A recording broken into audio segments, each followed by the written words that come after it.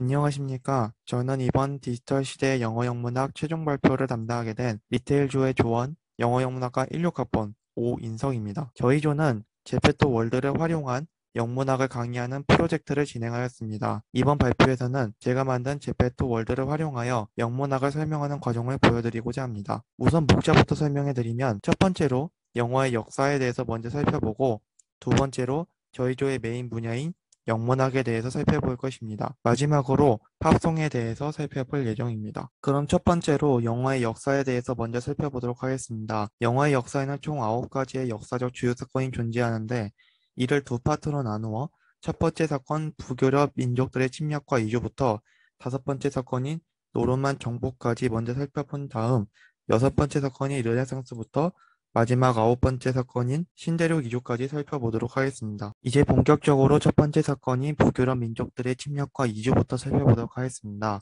인도 유럽인 중 원시 게르만어를 사용하던 사람들이 기원전 10세기경부터 독일 엘베른 강과 스웨덴 남부 지역에 정착해 살았습니다.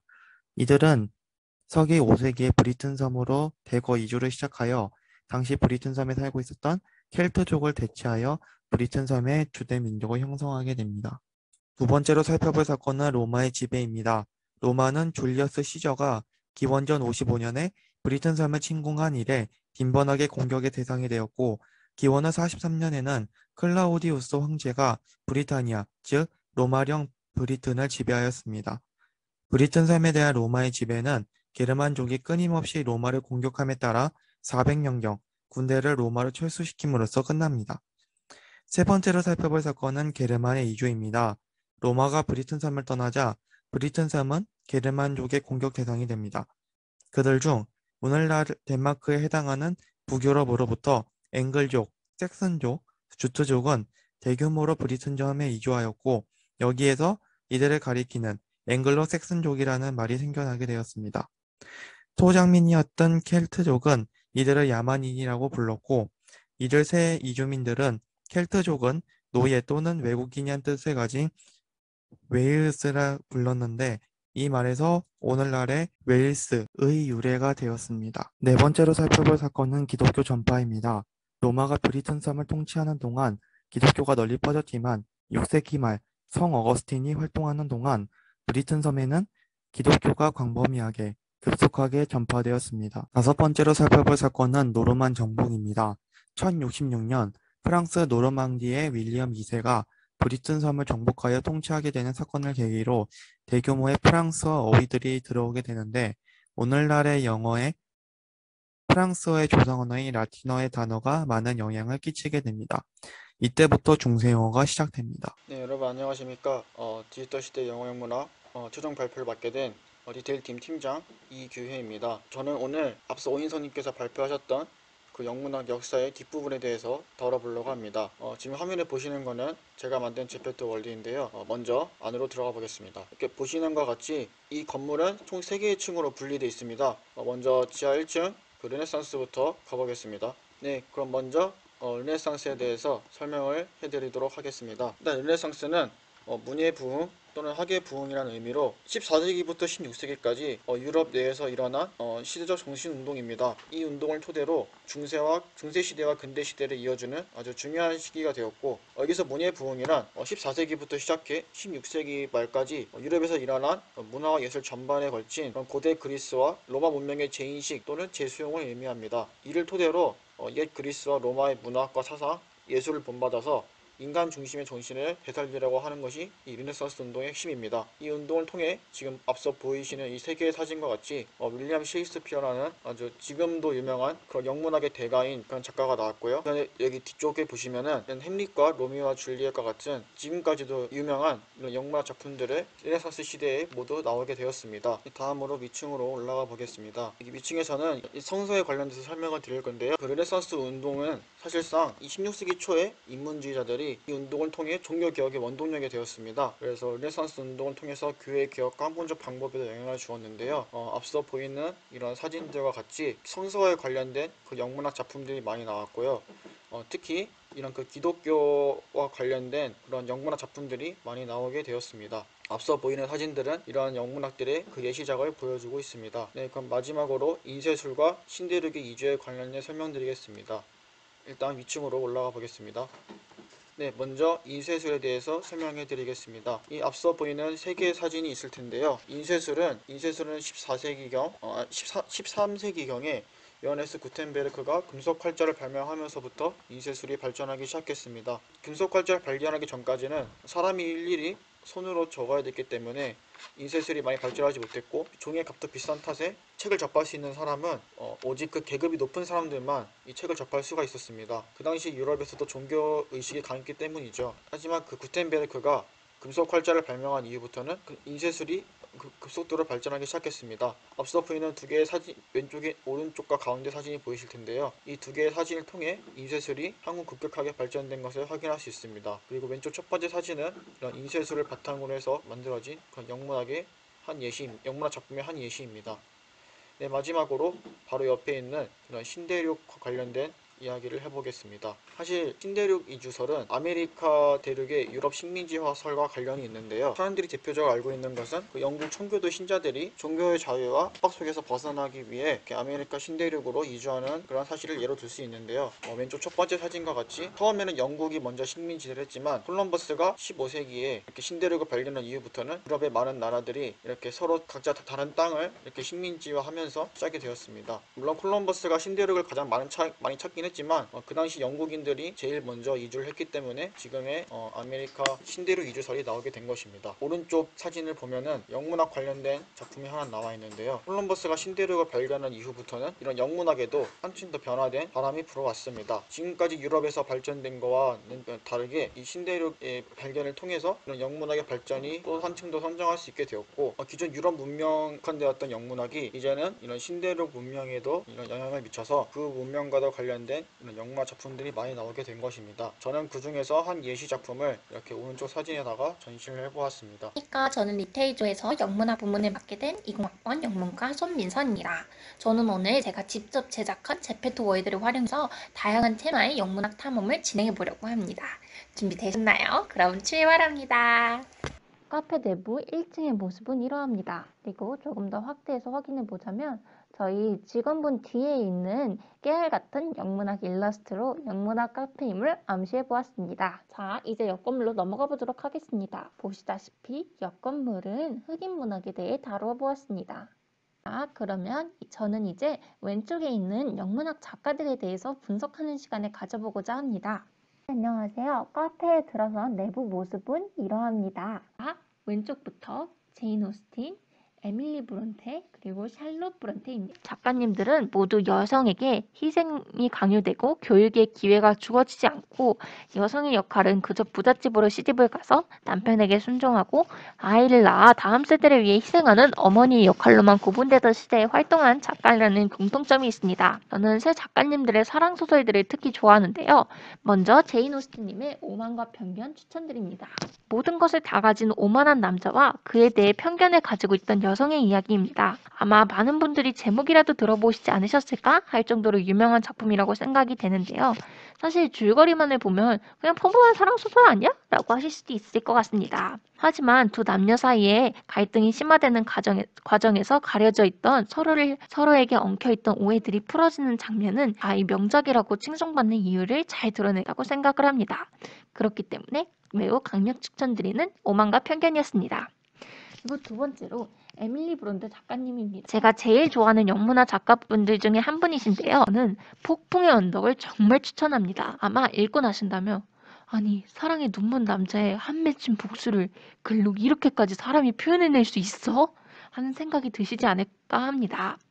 한번 펼치면 그 몰입력이 너무나도 강력해서 덮을 수가 없는 소설 폭풍의 언덕 강력 추천드립니다. 그럼 마지막으로 세 번째 브론테 자매인 샬롯 브론테님의 제인 에어를 저는 추천드립니다. 앞서 말씀드렸다시피 19세기 영국 사회는 여성의 사회적 활동에 제약이 많았습니다. 하지만 그러한 사회 속에서 특히 가진 것도 없고 예쁘지도 않고 그저 고아인 제인이 자신에게 주어진 상황 속에서도 주체적으로 살고 올바르게 살고 자신이 사랑하는 것들, 소중하게 생각하는 것들을 어떻게 지켜나갈지 항상 고민하는 그런 이야기. 세 번째로 같은 브론테 자매인 샬롯 브론테의 제인 에어를 저는 추천드립니다. 앞서 말씀드렸다시피 19세기 영국 사회는 여성의 사회적 활동에 제약이 많았습니다. 특히 그러한 상황 속에서 가진 것도 없고 예쁘지도 않고 고아인 사람이 있다면 어떻게 살아가야 했을까요? 위 소설의 주인공인 제인 에어는 실제로 예쁘지도 않고 평범하고 가진 것도 없고 고아라는 설정으로 나옵니다. 하지만 자신에게 주어진 상황에 대해서 굴복하지 않고 오히려 이러한 상황 속에서 내가 사랑하는 것들을 지키고 내가 중요시하는 것들을 지키고 내가 항상 주체적이고 청렴하게 살기 위해서는 어떻게 해야 될까? 항상 고민하는 그런 장면들이 나오는 굉장히 주체적인 여성상을 다루고 있는 책이라고 생각이 듭니다. 그렇기 때문에 정말 그 누구보다도 꼭 추천드립니다. 첫 번째로 토니 모리슨이라는 여성 작가의 The Bluest Eye, 가장 푸른 눈이라는 작품입니다. 흑인 문학이라고 하면 주로 백인에 의해 흑인이 탄압당하는 작품을 떠올릴 것 같습니다. 하지만 위의 작품은 흑인 사회 내에서 있었던 문제들을 다루면서 더 큰 사회에 대항하기 위해서는 먼저 흑인 사회 내에서의 문제들이 해결되어야 함을 보여주는 작품입니다. 특히 당시 여성들의 지위가 낮았다는 점, 그리고 흑인 남성들의 가부장적인 문화를 보여주면서 흑인 사회 내에서의 가정폭력, 그리고 흑인 사회 내에서도 서로의 피부색을 가지고 차별하는 것과 같은 모순적인 문제들을 다루고 있습니다. 다소 불편하다고 느낄 수도 있는 작품이지만 이러한 문학에 관심이 많으신 분들은 The Color Purple, Hidden Figures라는 소설 및 영화도 추천드립니다. The Color Purple이나 The Hidden Figures라는 작품은 원래 문학으로 쓰여졌지만 인기가 많아서 영화로도 만들어진 작품입니다. 저는 사실 소설은 읽어보지 못했지만 두 작품 같은 경우에 영화로 접했는데요. 다소 어렵거나 좀 무거운 분위기가 없지는 않지만 그럼에도 불구하고 보면서 느끼는 점이 많기 때문에 굉장히 강력 추천드리고 싶습니다. 그리고 흑인 남성의 노예 문화에 대해 관심이 많으신 분들을 위해 작품을 하나 더 추천드리면서 마무리를 하고자 합니다. 이분 같은 경우에는 프레드릭 더글라스라는 분이신데요. 과거 자신이 흑인 노예로서 보냈던 삶에 대한 자서전을 쓰셨습니다. 저는 그 자서전을 굉장히 추천드립니다. 저는 평소에 자서전은 어렵고 재미없다는 편견을 가지고 있었습니다. 하지만 위 책을 통해 오히려 그러한 편견을 버리고 흑인 문학에 대한 관심이 더 커졌다고 할 수 있을 것 같습니다. 그러한 이유로 저는 여러분들께 프레드릭 더글라스의 자서전을 추천드리며 이만 발표를 마치도록 하겠습니다. 제 긴 발표를 들어주셔서 감사합니다. 여러분께 도움이 되시길 바라며 저는 이만 마치겠습니다. 안녕하세요. 저는 영문학 중에 팝송 분야를 맡았습니다. 그래서 제가 만든 월드를 소개를 해드리면 여기 우측 상단에 이렇게 크게 가판처럼 걸어놓은 게 있고요. 적합한 이미지를 찾아서 넣었습니다. 그리고 이제 이렇게 가보면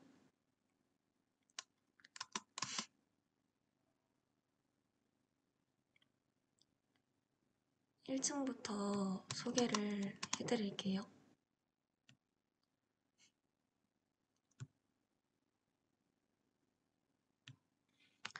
우선은 뭔가 제가 생각할 때 팝송은 시대를 딱히 타지 않는다고 생각을 해서 시대와 상관없이 다양한 팝송을 준비를 해봤어요. 그래서 곡 선정은 이제 그래도 시대별로 조금 나눠서 소개를 해줬으면 하는 팝송과 그리고 이제 뒤로 갈수록 제가 좋아하는 팝송을 주로 넣었습니다. 우선 1층부터 살펴보면 여기 바로 들어가면 보이는 이 앨범은 아쿠아라는 그룹의 바비걸이라는 앨범이에요. 그래서 아쿠아는 쉐렌 라스테드, 클라우스 노린, 레네, 그리고 레네 디프 이렇게 4명으로 이루어진 그룹이고 1994년도에 그룹을 결성하고 1998년도에 1집 앨범을 발표했습니다. 그 후에 2001년에 그룹이 해체되었다가 2007년에 다시 재결성되었어요. 바비걸은 이들이 가장 히트친 곡이자 많은 사람들이 한 번쯤은 들어봤을 법한 곡인데요. 원래 아쿠아는 레네 말고 남성 셋이서 만들어진 그룹이었는데 흥행을 하지 못했어요. 앨범이 단 한 장도 안 팔렸다고 해요. 근데 그런 도중에 레네를 다시 만나게 되고 그때부터 슬슬 인지도가 높아지기 시작했다고 합니다. 그래서 이 바비걸이 포함되어 있는 앨범 아쿠아리움은 무려 800만 장 이상의 앨범 판매를 기록을 했고 특히 이제 바비걸은 역대 가장 많이 팔린 싱글 중 하나로 아직도 기록되어 있습니다. 특히나 유럽 각국 차트에서 1위를 차지했고 빌보드 핫 100에서 7위까지 오른 그런 앨범입니다. 이게 제가 카페식으로 전시회 같은 느낌을 냈는데요. 이 옆에를 가보면 이거는 이제 브리트니 스피어스의 You Drive Me Crazy라는 앨범입니다.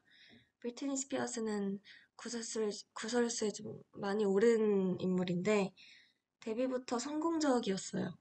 Baby One More Time이라는 곡으로 발매 첫 주 만에 엄청난 앨범을 팔았고 빌보드 200 1위로 데뷔를 했어요.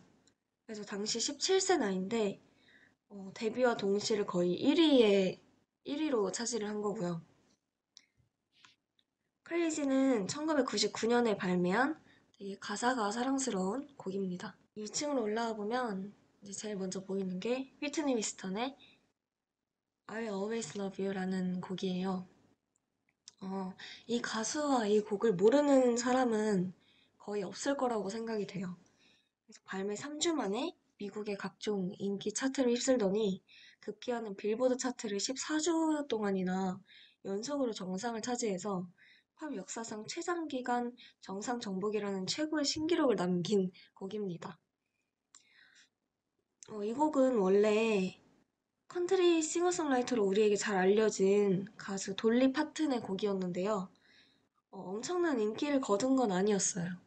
근데 이제 그 후에 92년계 팝계의 흑진주라고 불리는 휘트니 휴스턴이 케빈 코스트너와 함께 직접 주연을 맡았던 영화 보디가드가 엄청난 인기를 끌게 되자 여기서 이제 휘트니 휴스턴이 리바이벌해서 부른 곡이 사운드 트랙으로 삽입이 되고 그 인기의 시류를 타고 전 세계를 이제 휘트니 휴스턴의 열풍으로 몰아갔던 작품입니다. 저도 이 영화를 본 적이 있는데 아직도 이 곡이랑 그 상황이 생생하게 기억이 나요.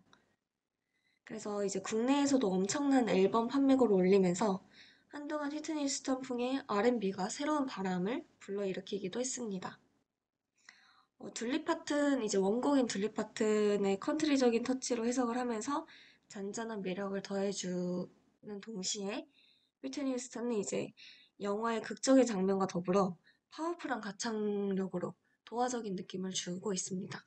여기는 이제 감상을 하면서 사람들이 쉴 수 있는 휴게 공간으로 소파도 이제 넣어놨고요. 여기를 보시면 마지막으로 소개할 곡은 더 위켄드의 Die For You입니다. 더 위켄드는 아마 팝송에 관심 있는 분들이라면 한 번쯤 들어보셨을 거예요. 2010년대 최고의 가수 중 한 명으로 마이클 잭슨을 연상시킨 독특한 음색의 팔세트 목소리가 특징인 가수입니다. 전 세계 모든 음반과 싱글을 합계해서 1억 5,500만 장 이상의 판매고를 올렸고 2010년대와 2020년대 전 세계 대중음악대를 대표하는 탑 슈퍼스타 중에 한 명입니다. 히트곡 블라인딩 라이츠를 통해서 빌보드 역사상 가장 성공한 곡 1위를 달성했고요.